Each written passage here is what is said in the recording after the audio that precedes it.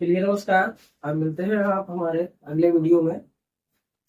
आज हम आपको बताने जा रहे हैं टेंस के बारे में कि टेंस के प्रकार कौन कौन से हैं, कुल कितने टेंस होते हैं, और फिर उसके बाद में पार्ट 2 में उसको जो है हम आपको प्रत्येक टेंस के बारे में हम आपको पढ़ाते चलेंगे। तो बने रहिए हमारे वीडियो में और हम स्टार्ट करते हैं।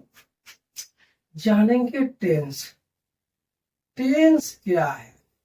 टेंस का मतलब क्या होता है? टेंस का मतलब होता है, ये समझिए, एक ग्रुप ऑफ वर्ड, ये group of word make a sense, make a sense.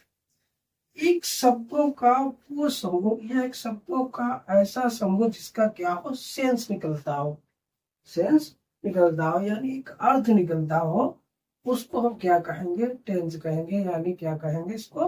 वाक्य कहेंगे। जैसे अगर हिंदी में बात करें तो राम घर जाता है, तो इसको क्या क्या बोलेंगे? एक इसमें देखिए अर्थ निकल रहा है कि राम घर जाता है, तो इसमें अर्थ निकलने की वजह से यह एक वाक्य हो जाएगा। तो आशा है कि आपको ये समझ में आया होगा कि वाक्य होता क्या है।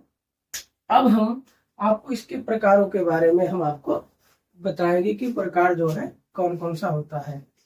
आप स्क्रीनशॉट ले लीजिए या कॉपी कलम लेकर के बैठे तो बहुत ही अच्छा रहेगा।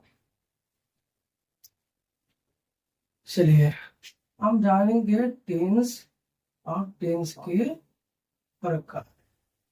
ठीक है, तो हम टाइप भी लिख देते हैं,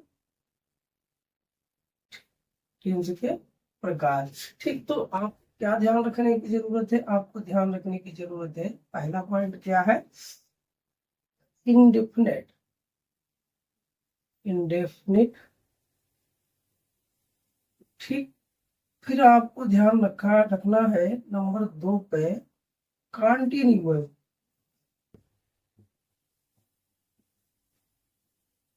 फिर तीसरे पे ध्यान रखना है परफेक्ट। नंबर 4 पे रखना है perfect continuous.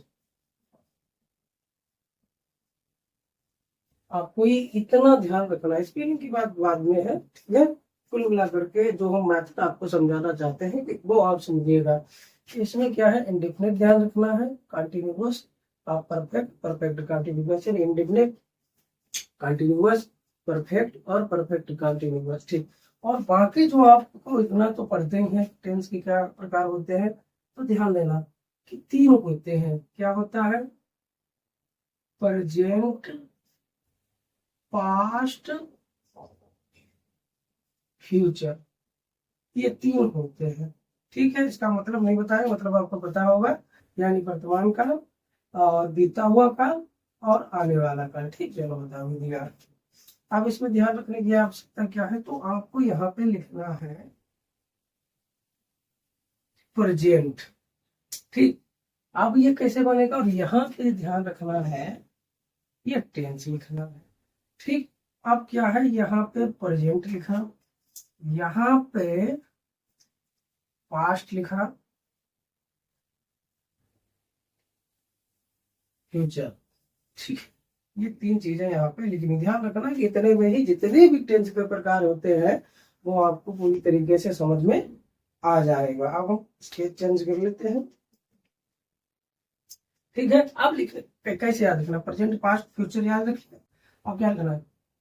Present indefinite tense, फिर क्या रहेगा?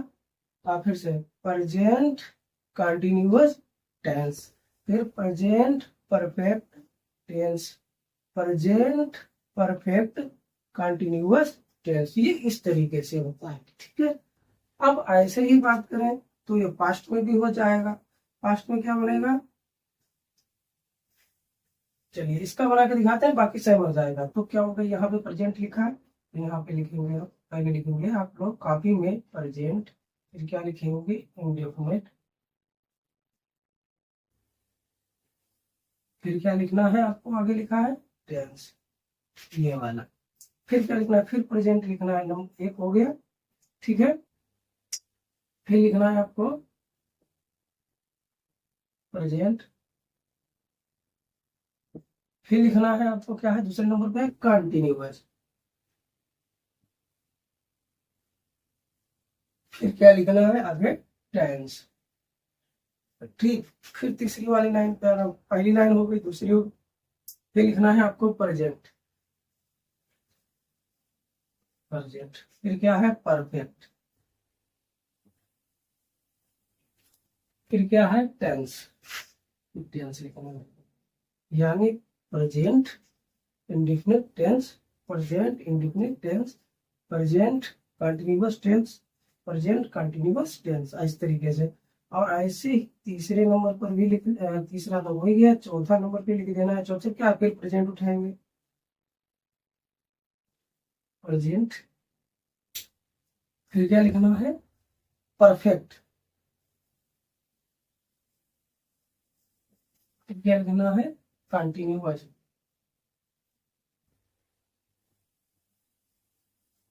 फिर क्या लिखना है टेंस। ठीक है।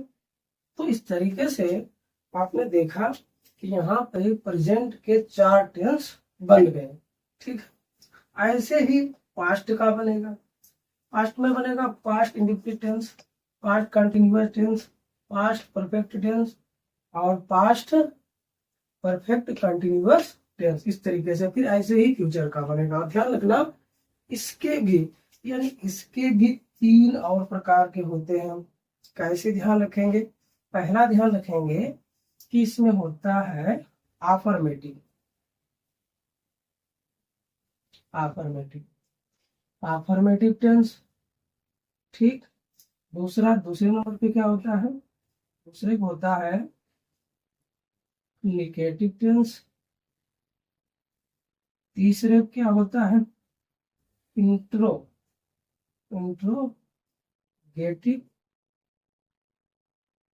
टेंस। अगर बात करने की चौथे की कॉमन के नंबर में, तो ये इंट्रोगेटिव निगेटिव दोनों होता है। Interrogative negative.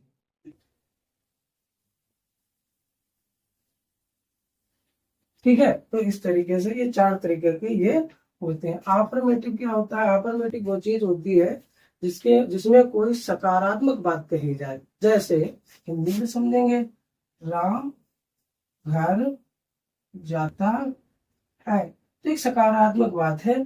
ना ही इसमें कोई प्रश्न पूछा गया और ना ही इसमें जो है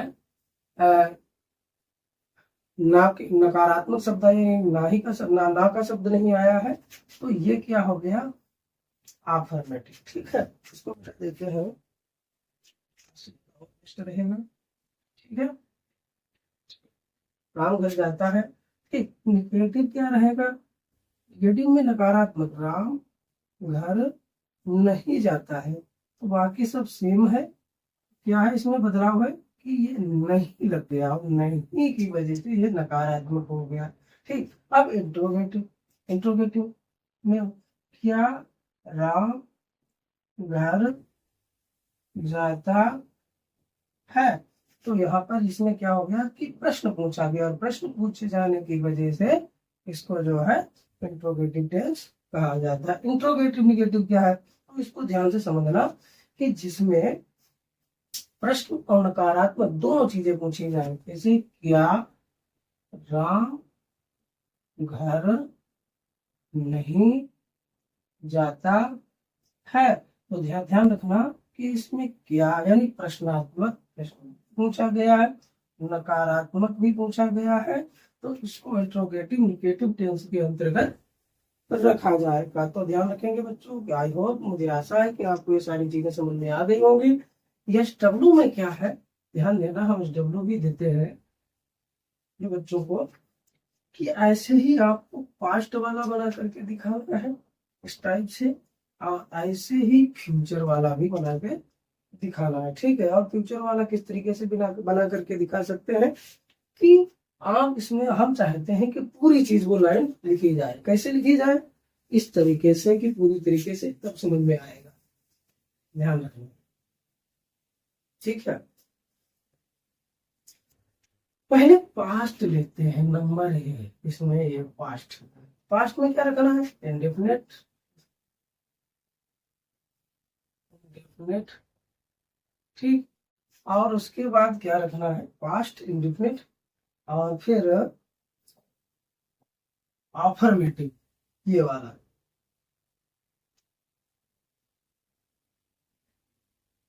अफर्मेटिव। फिर इसके आगे ये टेंस, टेंस नहीं लिखेंगे, ये है पास्ट इंडेफिनेट, ठीक है, अफर्मेटिव टेंस, ठीक, ध्यान रखना। और अब इसके बाद जैसे कि पास्ट के बाद जो है, हाँ, कंटिन्यूअस टेंस, इस तरीके से, तो ध्यान रखना इसके भी चार रहेंगे। चार मतलब क्या है कि ये भी इसमें जुड़ता जुड़ता चला जाएगा। कैसे कि ये पास्ट इंडिफिनिट हो गया, तो पास्ट इंडेफिनिट का ही, पास्ट इंडेफिनिट का ही ये अफर्मेटिव है, इंडिकेटिव हो जाएगा टेंस, ठीक। ऐसे ही ये चेंज करते जाइए। फिर इंट्रोगेटिव,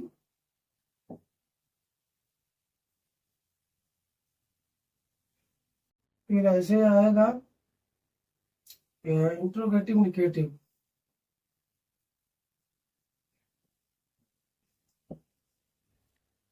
और इसके भी जाकर के चार बनेंगे। तो आपको काम इतना दिया है कि इस तरीके से बना करके आप हमें दिखाना। और हमारा नंबर है 80 52 10 33 और 57।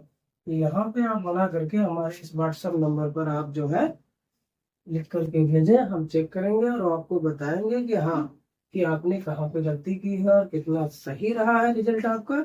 ये आपका सीधा इससे संबंध बना रहेगा, और आपको जो भी कोई डाउट है वो भी क्लियर होगा। लगभग जिस तरीके से बताया है तो इसमें गलती होनी नहीं चाहिए, लेकिन फिर भी कोई बात नहीं है, हो जाता है। पहली बार कोई बच्चा कोई नई चीज सीखता है तो इस तरीके से उससे आ भी जाती है। ठीक है, मिलते हैं नेक्स्ट।